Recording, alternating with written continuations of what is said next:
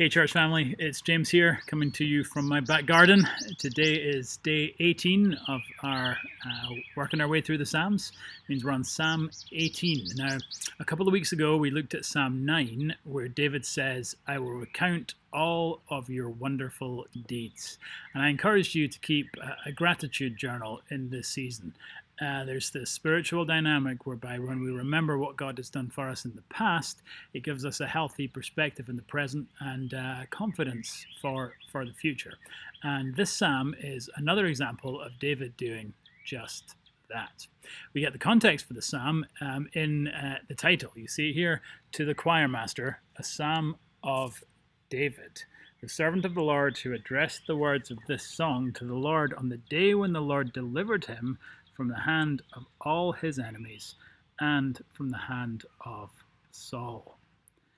David is quick always to ask God for help, but he's just as quick to thank God for providing this help. And that's what David does in this psalm in great detail. In fact, he recounts how God has delivered him. 50 verses of thanks to the Lord for his goodness. And though it's long, I love how David gets straight at it. Look, opens by saying, I love you, O Lord.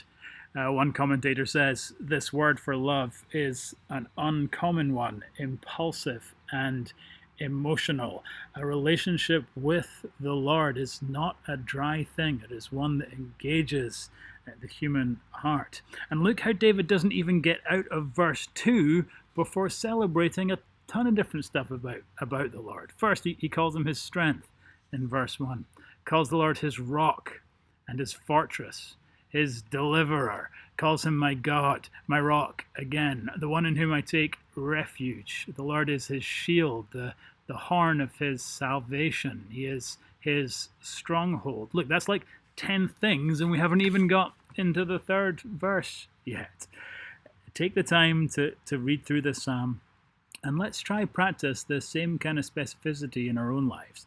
Taking the time to write down all the reasons that we have to give thanks. When we do that, when we remember what he's done in the past, it gives us perspective for the present and hope, confidence for the future. Once you've had a chance to read the whole thing, turn briefly to Romans 15, verse 9. See how Paul quotes this psalm to remind us that we have a greater king than David. These are challenging times, but we can take refuge in our King, King Jesus. Okay, love you guys.